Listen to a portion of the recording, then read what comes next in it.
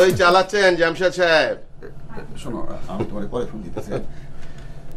কি করবো ভাই, অনেকদিন বউর সঙ্গে শান্তির মতো কথা বলতে পারি না, আজ একটু কথা বলে দিলাম।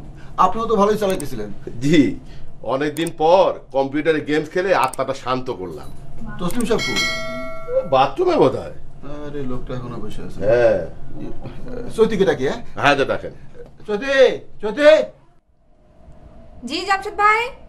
আরে কাজ কাম যাই থাকুক, একটু আসো, আসো একসঙ্গে বসে গল্প করি। এখনই? আরে আসো না। আসো আসো আসো। আচ্ছা ঠিক আছে, আসছি।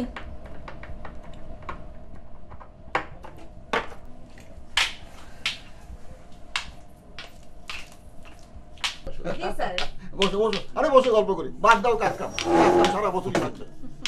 হয়েছে কি বুঝছো, আরে আমি একটা বটি কিনে দিচ্ছি আমার বউরে 1 বছর আগে।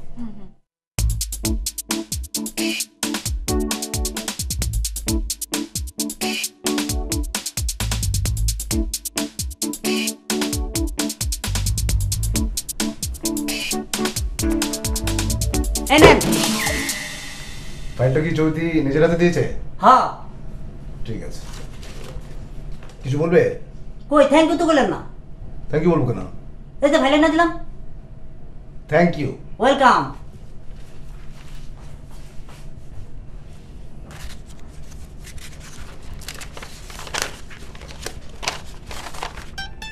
প্রিয়া, তুমি কি জানো তোমার মুখটা ঠিক চাঁদের মতো? আমি কিন্তু তোমার সেই চাঁদ মুখ দেখে পাগল হইনি, আমি পাগল হয়েছি তোমার ব্যক্তিত্ব দেখে। আচ্ছা তুমি কেমন বলো তো? তোমার সঙ্গে আমার প্রতিদিন দেখা হয়, কিন্তু তুমি আমাকে একদম বোঝো না। আমার মনের কথা তো আরোই না, সে না বোঝো, আমি তো তোমাকে বুঝি। শোনো, হৃদয় থেকে তোমাকে বলছি, তুমি দেখতে খুব সুন্দর। তুমি কি আমাকে একটিবারের জন্য খুব মিষ্টি করে বলবে আই লাভ ইউ? ইতি, তোমার আপনজন। I love you.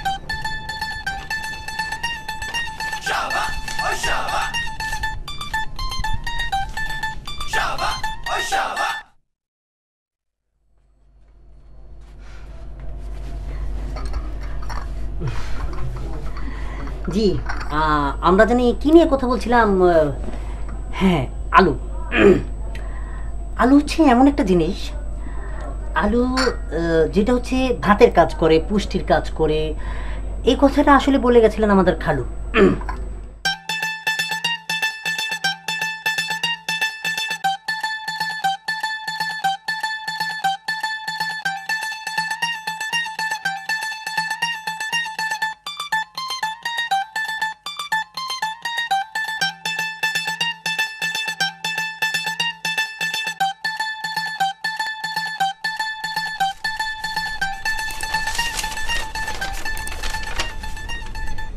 প্রিয়তম,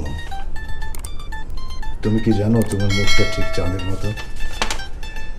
আমি কিন্তু তোমার সেই চাঁদ মুখ দেখে পাগল হইনি, আমি পাগল হয়েছি তোমার ব্যক্তিত্ব দেখে। আচ্ছা তুমি কেমন বলো তো? তোমার সঙ্গে আমার প্রতিদিন দেখা হয়, কিন্তু তুমি আমাকে একদম বোঝো না।